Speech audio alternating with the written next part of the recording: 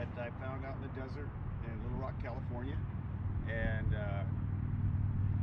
drug it home. That was about 5 years ago, 6 years ago, and got it running. And we first driving it July 4th, 2020. So it's been on the road for over a year now. It's been working really well. It's got the original 318 in it. It's got the original 904 transmission in it. I changed out the rear end from a 7 1/4 to an 8 3/4 sure grip, which is a 741 case with 355 gear ratio. I put 18-inch rims on it with 265, 35, 18s on it. They got 10.2 inches of contact patch, so they got a lot of grip.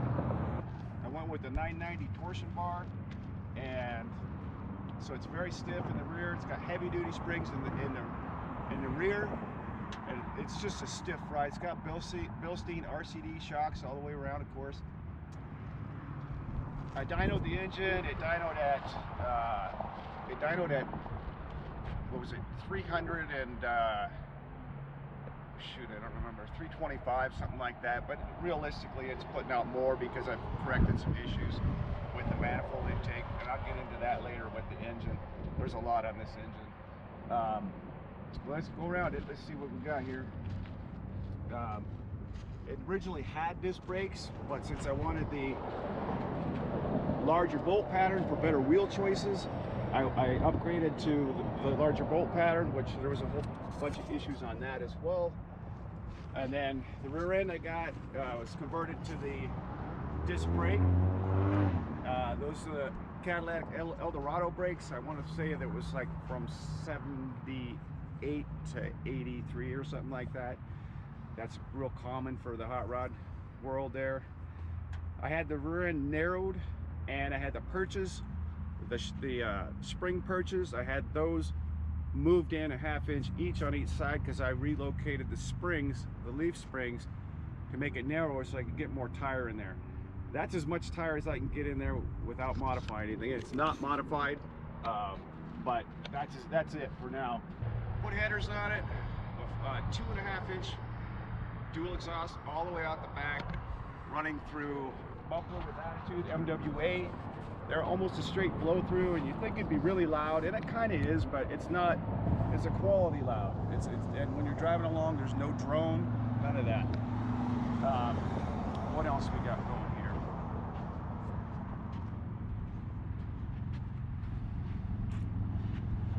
That's kind of it. It's a swinger. Didn't mean much because it's 72, and by that time they weren't putting out the high performance stuff. This thing was rated at 155, and it's probably putting right about 300 to the ground now, so pretty close to double. Let's take a look at the engine compartment here.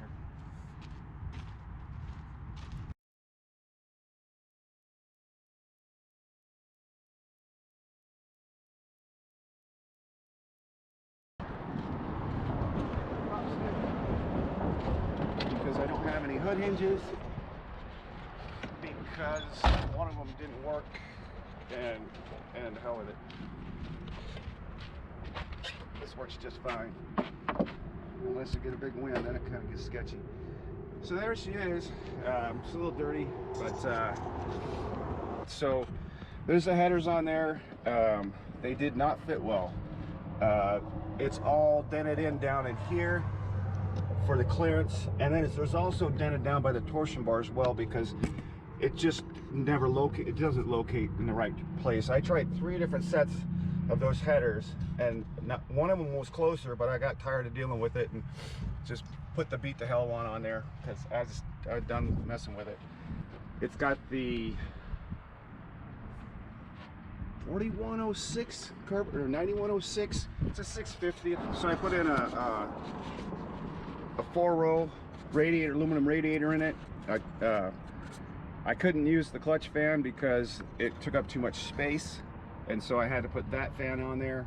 That's not what I wanted to do, but in the interest of getting it going so I could drive it, I put it together, and it runs cool, except for its speed, 75 or 80, it wants to overheat. But it'll idle all day in 100-degree weather. and go through a tank of gas without overheating. It'll say right at 185. Let's see. We've got, for the ignition system, it's got the electronic ignition. It's got the stock, the original distributor. But I put in this electronics box, which it has different curve in it. The original one, it does some retarding in advance, where this one doesn't do that. It also has the rev limiter, of course. And of course, we got to have our eagle horn. That's our eagle horn. Hang on a second.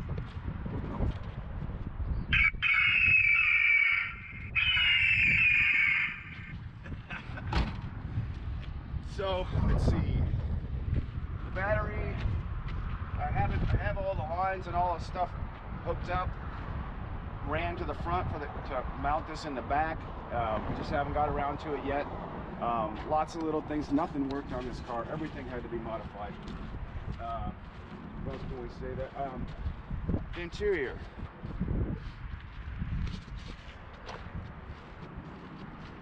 So on the interior, I had a bench seat, and it was terrible. It was horrible. It was bad. And so I found these seats out of a 2004 or 5, whatever, 06 Plymouth Sebring convertible. And it has a shoulder strap, and that's what all I was looking for, was the shoulder strap, because I didn't want to eat the windshield or the steering wheel, and my passenger, I didn't want them if something happened. And they're super comfortable. They're really comfortable. And then the old steering wheel, I didn't like that so much, so I put in this one, and I really like that one. It's just, I really like it. Came out real good. And it's a little bit bigger diameter as far as your grip, but the overall diameter is about 1 inch smaller than stock. I didn't want to get it too small because I still want to drive it. None of the gauges work. The only gauge that works is the amp meter. Put on a little tack down here and just zip tied it on. There's a little gauge pack down there in the center that this stupid thing came in the car. And I figured, why not just use it? I don't want to drill any holes in this car or cut anything or any of that, because I saw so much of it back in the day that people had to repair, like the sunroofs and stuff like that. So yeah, you know, when I was a kid, my first car I drove was a 69 Dodge Dart GT. It had a 318 904, and we beat the hell out of that thing. And it was a good car. And I always wanted to put a hot rod one of them, because I'd seen some big block ones that were just, you know, pretty badass. But so I just realized that the market for these cars, I couldn't afford one that was done. And so I figured I had to get one and put it together piece by piece, you know. And sure enough, 5 years later, it's all done. Not all done. I don't think I'm gonna paint it. I live on a dirt road, so what's the point? I don't want to be cleaning this thing all the time and all worried about it. This way I can drive it and have fun with it. The steering box, you can't really tell from the outside, but the steering box, that's from Fernfield. They redid the steering box to stage 2 to give me more feedback on the steering wheel, and I also got tubular Heim joint adjustable upper control arms, and I took it to the guy to do alignment. He was able to get 7.5 degrees of caster, so it really has good feedback on the steering wheel, real easy to drive. It looks like I got a little leak out of the neck here. Yep, I sure do. I think I messed around with that a lot already. That's been a pain. And then since it's a 4-barrel, since I went from a 2-barrel to a 4-barrel, one that had the cast iron intake, and I went to aluminum. I had cast iron manifolds. I went to the headers, and it saved a lot of weight right there. But and so here's a carburetor. I forgot the model number on it. It's been so long. But it's a 650. It's got the annular venturis. You can see them little red circles down here. This linkage here for the kickdown linkage is wrong for a 4-barrel. So I cut it and lengthened it, put this little tab on it, spring, and it works pretty good. I don't have no problems with that. So I had to put that on there, and those are, it's got the flamethrower coil, and these are the flamethrower wires, whatever they call them, but they're the big dogs. And nope, you got to put them together yourself, so that's kind of a, I don't know, it's kind of fun. What else? I went with the stainless fuel line, and all solid. That actually makes it so that it's legal at the drag strip. They may not care with daily drivers, but if they did, it satisfies that, because you can only have like 6 inches of rubber hose in your fuel line, the pressurized side of the fuel line. So actually, when I got it, everything was stock except for you had a dual exhaust put on it, and everything was stock. This is the original overflow bottle, and in good condition. So I cleaned it up and I put some Aerospace 303 in it and on it, and so it wouldn't be brittle and break on me. Every piece of plastic that I've touched on this thing is broken, and so now my go-to move is to put the 303 on, spray it down, let it sit for a day, and then I'll mess with it and hopefully it won't break. That's the go-to now. Everything was on this thing. It was bone stock, and the number 1 and number 3 cylinder, the exhaust valves were both burnt on them. It had 118,000 miles on it when I got it. Of course, it was not running. I mean, it would run, but I had to redo the heads. Also, the compression on these is really low. It's stock form, and so I put some KB 167 hyper-eutectic pistons in it, and bored it out 40 over, and shaved 80 thousandths or 85 thousandths off the block and 10 thousandths off the heads. Gives me a compression ratio of 9.46 to 1. It's also got a thin composite head gasket to give me even a little bit more compression. I ported the heads myself, and then I had to take 85 thousandths off of the intake manifold because it wasn't sitting down far enough, and I didn't do that until after the dyno run, so that's why I'm saying it had a big mismatch. It probably had a 1/4 inch of the port that was obscured or choked down. So it does pretty well. It's a pretty quick little car. It's not super fast. You could get in trouble with it, but yeah, I don't know. This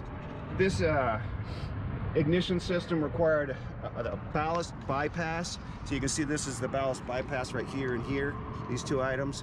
So because it needs to get 12 volts instead of the choke down version voltage, which I don't know what the hell that is.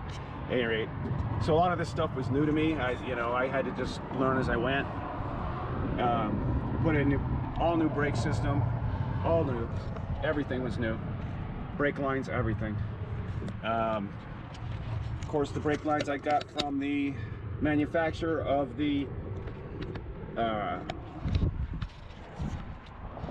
conversion kit. The brake lines that they gave me were incorrect, so I had to order more, pay more, of course. And people that buy these things, I was of the same opinion, but they think you're gonna buy this and then take it home and you're gonna refurbish a little bit and you're gonna go cruising down the road.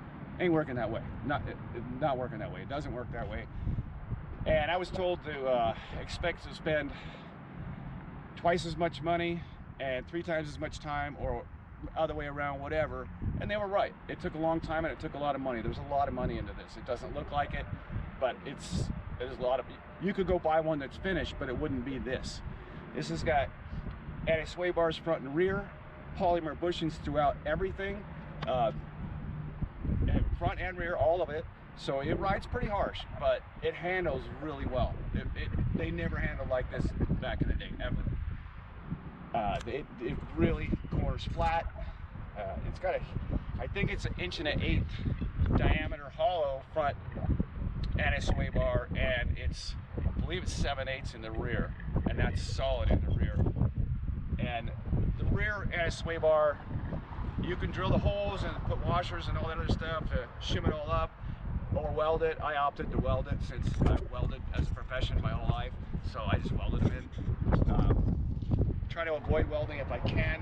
The reason why I have the 18s on it is because they can interfere with the tie rods, the tie rod ends. They can interfere with the tie rods, and also another good reason to get 18s on this is because tire selection. It's got the Nitto 555, what are they? Not Nitto 555 G2s or whatever. Yeah, Nitto 555 G2s. So I got good tire selection, and 5 years down the road, I'll still be able to get good tires. If you're gonna run 15-inch rims, what this came with, there's really no good tires out there. And frankly, this is a lot of tire for this car. It works well. What else? So put the battery in the back. All this stuff's run. I need to hook that up to the chat. I got to hook it up front first. But this is my reserve gas. I got 1 gallon of reserve gas, a little extra oil back here. I replaced the fuel tank, fuel line, all that. It's got your typical rust in here, and it's not bad. And that's why I bought the car. It's because it didn't have a bunch of rust panels to fix. You know, it certainly ain't perfect, but it works for me. And so, yeah, it's pretty clean. There's the original color right here. Obviously, this is some writing from the factory. Missing the sticker. The build sheet was not in it, so I didn't get a build sheet, which I know what it is anyways. I mean, the factory tag is up there. Let's look at that.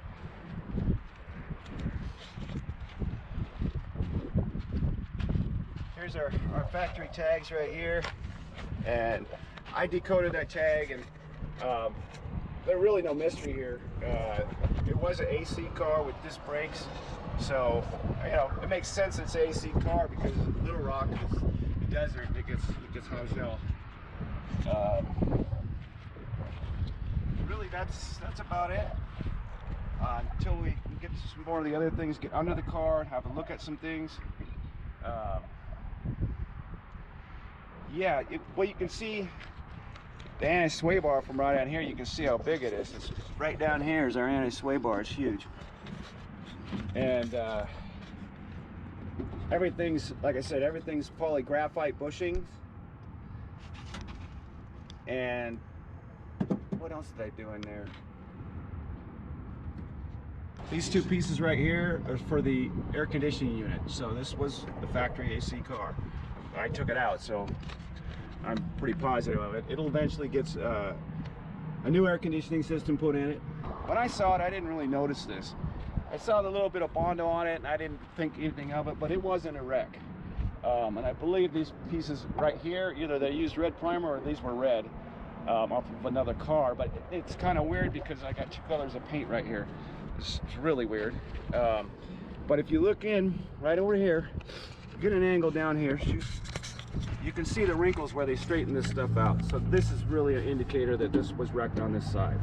But obviously it was minimal damage because the inner fender, they reused the original fender. The only badging that's left on it is this one badge, and I don't really care. I don't think Swinger's not very special. If you look in here, just poke your head in up here, you can see it's got a paper or a cardboard headliner. I mean, they weren't really deluxe, you know. I like the pattern on the old school stuff. The checkering, I liked it. I thought it was pretty nice, but the seat just sucked. It sucked terribly. And yeah, so come on. But regarding, we're just talking about the fuel system, and like I said, I put a new fuel tank in it immediately. That was just mandatory, because if you don't do that, you're making a big making a mistake, because the varnished gasoline will get in your motor. You start it up, fire it up for a few minutes, and let her cool down, and those brand new valves you put in stick, and the next thing you know, you got a bunch of bent push rods. So always make sure you're running good fuel system. This gas cap is obviously aftermarket, and I don't have a return line. There's no vent, so I had to create a vent for it. So I pulled this out, bent those tabs back, pulled it out, put the little thing out of there, and every time I go around left-hand corner, gas would pour out the outside. So I took it back apart, put the pieces back in, and put a little tiny little hole right there. This tiny little hole in the center of there, and it's about 30 thousandths diameter. Before I did that, it would pressurize. I'd open the cap and it would go all over the place. So yeah, so there's always more and more little things to deal with, and of course this thing isn't done, and it probably never will be done. So you know, I'm not going to sweat it. Like I said, I don't think I'm going to paint it. You know, here's, and obviously I had a vinyl top, because here's your rust line from the vinyl top that they all have, but this one is in real good shape. When they did the repaint, they obviously took the top off and bonded this in, but typically around here is where you'll get a lot of rust and stuff, and this thing just didn't have rust. So it's in the high desert, and that was my main concern. I didn't want to be welding and fixing a bunch of body panels, a bunch of rusted out stuff, and so far so good. I only got one little spot in the trunk where you can actually see a little bit of light through it, so I'm pretty happy with all that.